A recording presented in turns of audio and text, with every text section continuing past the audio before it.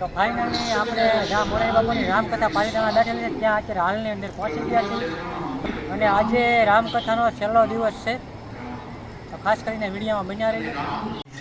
તો આપણે જઈએ રામકથા સાંભળવા તો વિડીયોમાં બન્યા રહેજો, તમને પણ સંભળાવીએ।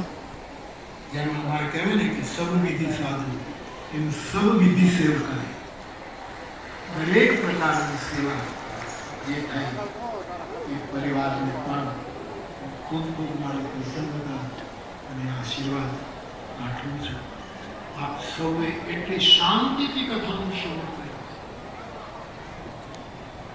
આપના શ્રવણ વિજ્ઞાનને પણ હું નમન કરું છું। વિશેષ કંઈ કહેવું નથી, પણ આમાંથી તમારા સુધી કોઈ વાત પહોંચી હોય અને જો તમારા હૃદય સુધી એ વાત પહોંચી હોય તો એ હવે મારી નથી રહેતી, એ તમારી થઈ જાય છે અને એને બરાબર સંભાળજો।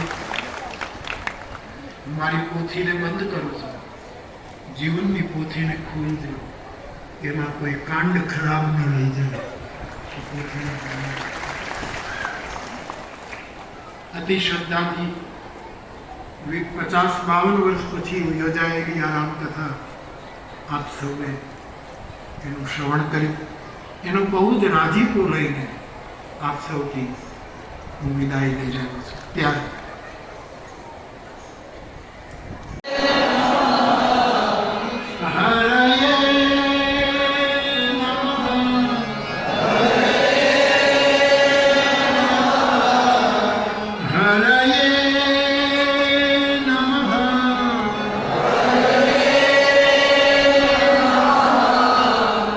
कृष्णाय वासुदेवाय हरये परमात्मने प्रणत क्लेशनाशाय गोविंदाय नमो नमः।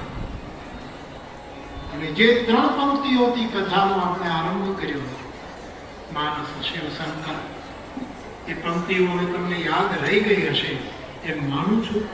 સમૂહમાં એનો પાઠ કરી લઈએ।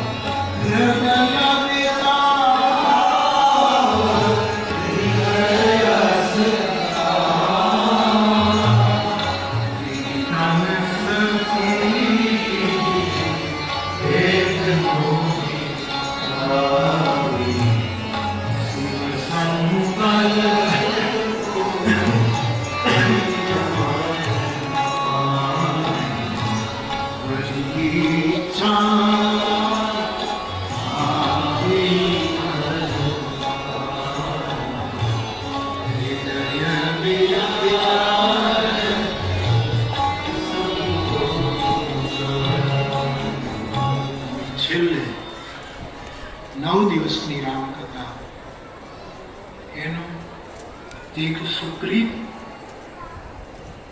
ભેગું થયું હોય, સુકારી રામ રામ રટતા જે હૃદયમાં આવ્યું એ નિર્ણિત થયું, ક્યાંય શરીરનું કર્તૃત્વ નથી।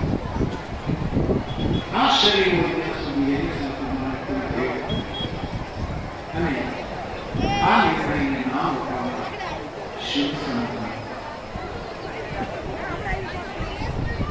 અહીંયા બે વસ્તુ પૂરી ઓછી હોય છે। એક અર્થ તો એ છે કે શિવજીએ આ શરીરમાં સતી સાથે શિવજીએ લગ્ન કર્યા, પણ શિવજીનું શરીર